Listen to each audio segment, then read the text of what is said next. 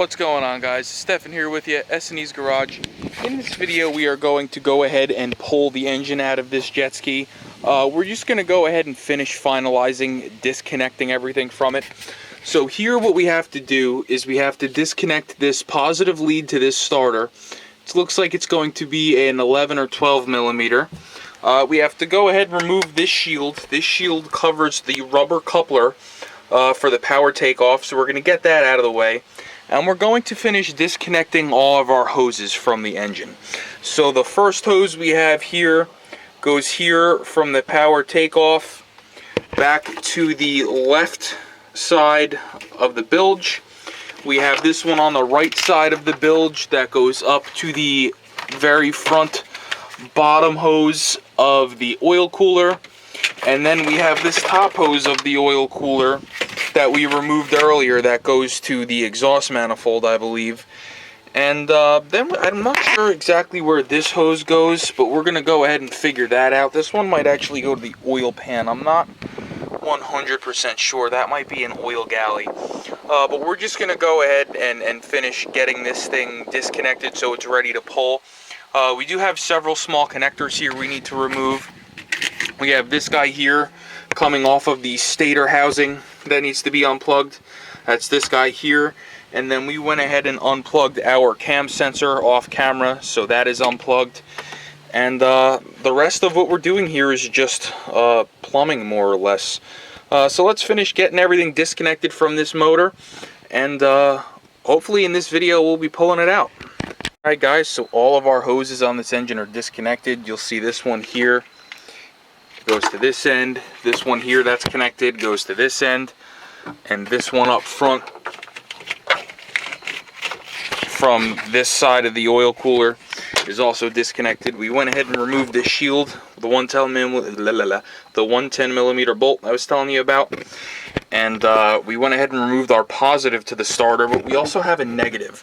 And this starter is it's in much better shape than the starter that we have in the machine or on that motor. So what I'm going to do is I'm going to bench test this with my jump box before I go ahead and use it. But if it tests good, this is the starter we're going to use. So I also need to remove the negative lead here from the starter. And then this engine is, for all intents and purposes, completely disconnected from the jet ski as far as wiring and hoses are concerned. So then we can go ahead and remove our motor mount bolts. You'll see there's one here, there's one here next to the oil filter, and then there are two more on this side. You'll see one here, and you'll also see one here. And then we have to basically slide this engine forward off of this coupler. So it's got to go forward about, I'd say probably about 2-3 inches, which is going to be a little tricky here because we don't have a whole lot of room. And then it can come straight out. But this drive shaft will slide back a ways because I do have the impeller out of this unit right now. So that should actually make a pretty sizable difference, and it should give us a lot more room. So let's go ahead, let's finish making sure we have everything disconnected. Like I said, we're going to remove the negative lead on that starter, and then we can start taking out our motor mount bolts. Alright guys, all 4 of our motor mount bolts are out. You are probably going to need a swivel socket for the front too, because they are at a pretty crazy angle. So the swivel sockets definitely help. You'll see we used one here. So what I'm going to do now is I'm going to grab my large pry bar and I'm going to put it in between the engine here and this coupler, and we're going to push the engine forward to disengage it from this coupler and see how we make out. Alright guys, so you see we have our pry bar right here, and we're just going to push it just like that. Now we got to work our pry bar out, but you'll see we still have enough room here to get the hook on there from the side, but we are going to be clear of this coupler. So now you'll see our bolt holes for the motor mounts no longer line up because we did slide this forward. So realistically I could even slide it back a little bit like I just did to give us some more room here, but we are ready to come out. So today is Saturday. It's about 6 p.m. ish. So hopefully tomorrow, Sunday, we'll get my father-in-law over here with the Kubota. If not, maybe one day after work next week. But this thing's ready to come out. I'm super excited. So stay tuned. It's only going to be one edit session away for you guys, but it'll be a day or two for me. So next time you see us, we'll have the big orange Kubota here with a motor attached to it. All right, guys, we're here with the tractor. We're going to go ahead and set the tractor up, use the straps. We're going to pull this motor right out.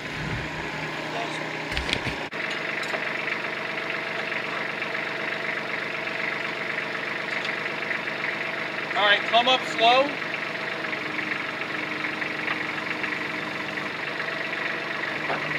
No, come up. Go forward? No, come up. Just come right up.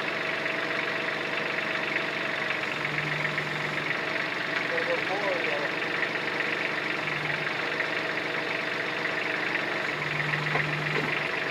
Hang on. Gotta tilt that? I gotta see where it's hitting. All right, come up slow. It's gonna hit the fiberglass. No, it ain't. I'm watching. Putting the whole pickup now. All right, go down a little. Go down a little. I'm trying. Jesus.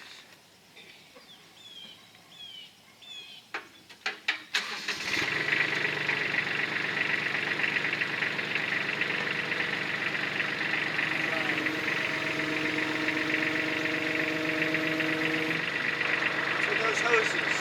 They're disconnected. Alright, I'm going back.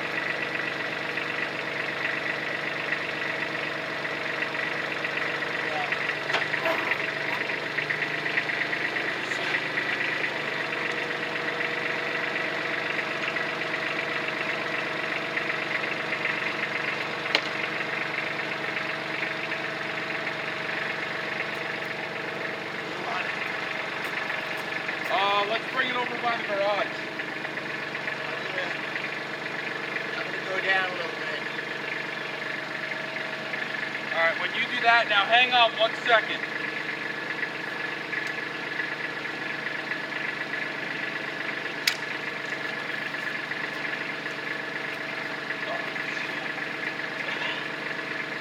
You see this thing?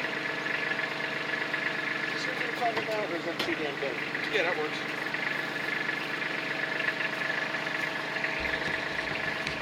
It's out. All right, guys, so all we're doing now is we're using our oil pump here, and we're sucking all the oil out of this engine. At some point, we are going to tear this down and see what's savable, what's not, what exactly happened, why it locked up. I have a feeling the lower end, so the bottom end of this thing is going to be fine. But, you know, we'll have to wait and see. I think it's the cylinders and the pistons that caused this thing to seize, because there's plenty of oil in the bottom end. So the crank, the rods, everything like that should have been pretty well lubricated. But the engine's out now. We are going to remove this starter and we're going to bench test it. We're going to use the Camry to do that. Because if this starter runs good and works well, we are going to use that in lieu of the starter that's on here, because this thing is pretty crusty, to say the least. So we still have some freshening up on this engine to do that we're going to make some videos on. And yeah, we're just gonna, you know, start moving hoses that are on this engine over to that one. You know, we're gonna put them all back in the right places. This crossover tube looks like it's in pretty good shape, so we may use that, but stay tuned.